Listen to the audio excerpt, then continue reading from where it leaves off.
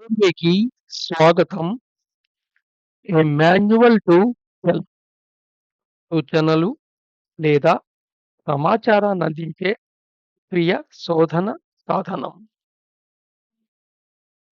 తీవ్రమైన మరియు నిజాయితీ గల సహ అభ్యాసకుల కోసం ఈ వీడియోల శ్రేణి వేచి ఉంది. In search of sincere seekers.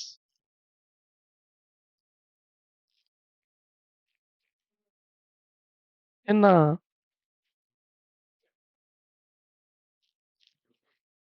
నిన్న వీడియోలో శరీరంలో ప్రవేశించిన ఇంపల్సెస్ ఏవైతే ఉన్నాయో ప్రచోదనాలు, ఈ ప్రచోదనాలు ఎలా వెన్నెముక గుండా ప్రయాణం చేస్తాయి, నాడుల గుండా అండ్ మెదడులో వాటి యొక్క మార్గం ఎలా ఉంటుంది అనే గురించి తెలుసుకున్నాం. అన్ని ప్రచోదనాలు ఈడ అనే పింగళ నాడుల ద్వారా మెడుల్లా ఆబ్లాంగేటా పాయింట్ చేరి అక్కడి నుండి మెదడుకి వెనకాల భాగమున మెమరీ పూల్ ఉంటుంది. ఆ మెమరీ కొలను గుండా ప్రయాణం చేసుకుంటూ మెదడు దగ్గర ఉండే కార్టెక్స్ అప్పర్ లేయర్ మెదడు యొక్క ఫ్రంట్ బ్రెయిన్ యొక్క మెద నుదిటి పైన ఎక్కడైతే మెదడు భాగం ఉందో ఆ కార్టెక్స్ ప్లేస్‌లో డీకోడింగ్ ప్రాసెస్ జరుగుతుంది. ఇలా దీని గురించి తెలుసుకున్నాం మనం. ఈ ప్రాసెస్‌లో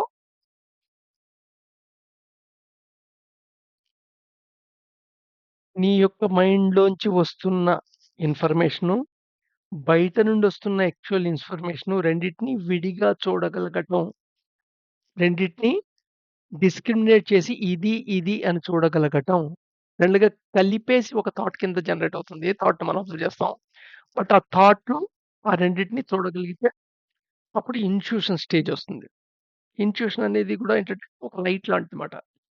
all things can be known in the vivid light of intuition. ఈ ఇన్‌ట్యూషన్ యొక్క కాంతి ఏంటంటే ప్రబలమైన కాంతనమాట. స్పష్టమైన కాంతనమాట.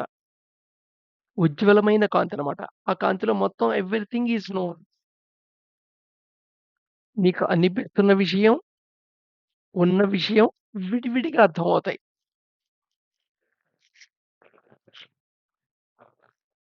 Disciples perception is now unfailingly exact. ఇప్పుడు ఉన్న విషయం ఉన్నట్టు అర్థమవుతుంది. పర్సెప్షన్‌లో తెలుస్తూ ఉంటుంది. ఈ పర్సెప్షన్ ఇదని. కానీ వాస్తవం గూడా తెలుస్తూ ఉంటుంది.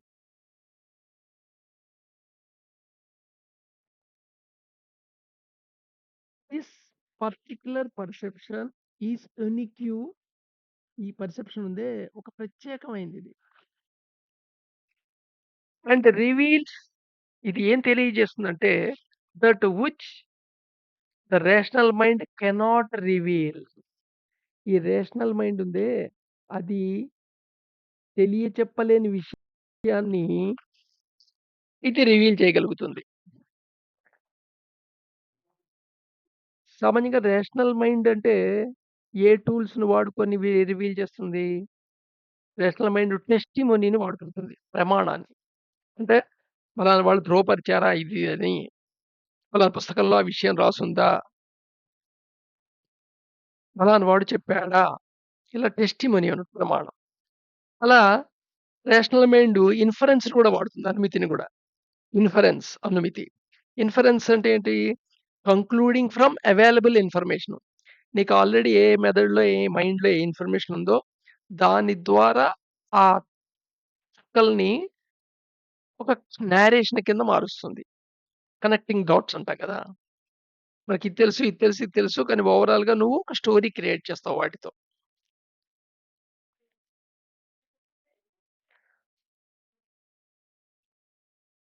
ఉదాహరణకి హిస్టారియన్స్ ఎక్కువ కనెక్టింగ్ డాట్సే చేస్తారు. ఎందుకంటే హిస్టరీలో జరిగిపోయిన విషయం మనం చూడలేదు. ప్రత్యక్ష ప్రమాణం లేదు మనకి.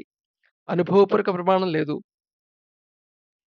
లాటిన్‌లో, గ్రీక్‌లో చాలా పదాలు సంస్కృతం పదాలతో పోలిక ఉన్నాయి. అనంగానే ఒక కహాని కనెక్ట్ ఈ రెండిట్లో కనెక్ట్ అవ్వాలంటే ఈ రెండిటికి కామన్ ఏదో ఉండాలి గదా! అని ఒక కామన్ ఇమాజినరీ లాంగ్వేజ్‌ని సృష్టించారు. ఇండో యూరోపియన్ లాంగ్వేజ్ అని. ఈ ఇండో యూరోపియన్ లాంగ్వేజ్‌లో మాట్లాడేవాళ్ళు కొంతమంది అటు మైగ్రేట్ అయిపోయారు. కొంతమంది ఇటు మైగ్రేట్ అయిపోయారు. ఇటు మైగ్రేట్ అయిన వాళ్ళు సంస్కృతం అయ్యారు. ఆసియాలో ఇండియాలోకొచ్చిన వాళ్ళు. అటు మైగ్రేట్ అయిపోయిన వాళ్ళు లాటిన్, గ్రీకు ఇవయ్యారు. ఈ ఈ మైగ్రేట్ అవ్వటం ఇలా అనేవారు కథ ఇది. వాస్తవం ఏమిటి? దానికి దీనిలో కొన్ని పోలికలున్నాయి. సో, ఇన్ఫరెన్స్ ప్రమాణం అలా ఉంటుందన్నమాట.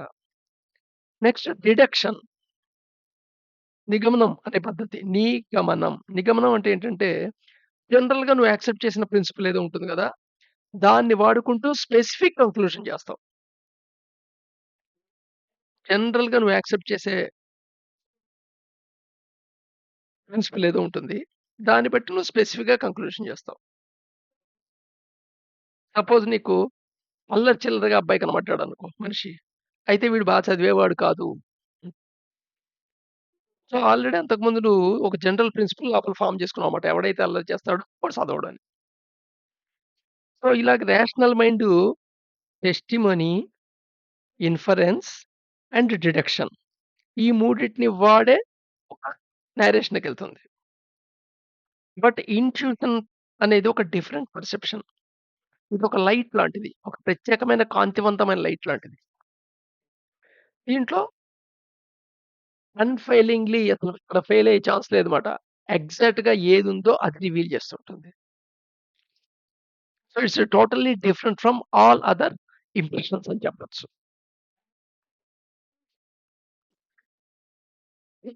Excuse me. Please note that once stage 3A is attained, ఈ 3A స్టేజ్ గురించి ఇంతకు ముందు వీడియోలో వచ్చింది. ఇంపల్సెస్ ఏవైతే ఈ డపింగ్‌లా వదలకుండా ప్రయాణం చేసుకుంటూ వెళ్తాయో, అవి మెమరీ పూల్ గుండా ప్రయాణం చేసి వెళ్తాయి.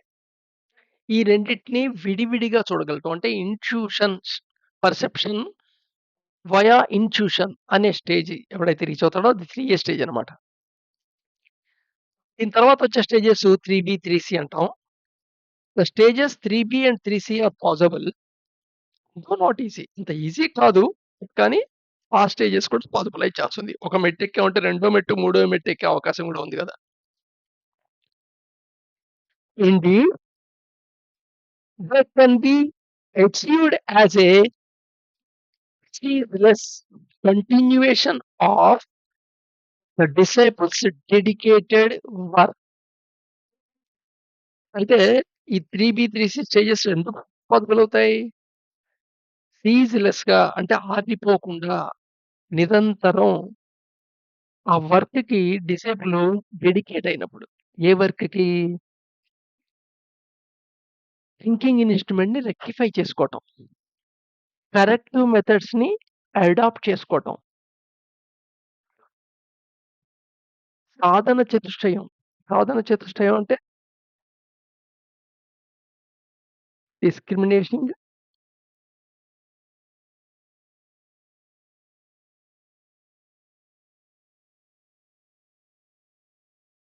వివేక, వైరాగ్య రెండోది. వైరాగ్యం అంటే సన్యాసంలో పోవటం కాదని చెప్పాను కదా! డిస్‌కలర్డ్‌గా ఉండటం. డిటాచ్‌మెంట్. Plus 6 shifts. షట్ సంపత్తి. సమ, దమ, ఉపరమ గుర్తుకొచ్చాయి గదా! అవి. అలాగే ముముక్షత్వం. సో, వీటిని డెవలప్ చేసుకుంటాం. ఇవన్నంతరిలోనూ ఉన్నాయి. కానీ వాళ్ళు దాన్ని ఎన్ని సార్లు వాళ్ళు అప్లై చేయగలుగుతున్నారు. ఆ సిట్యుయేషన్‌లో ఎన్ని సార్లు వాళ్ళు అప్లై చేయగలుగుతున్నారనేది ఇంపార్టెంట్. ఆ అప్లై చేయగలిగే కెపాసిటీ రావటానికి ఈ కరెక్టివ్ మెథడ్స్, యోగిక్ ప్రాక్టీసెస్ ఉపయోగపడతాయి.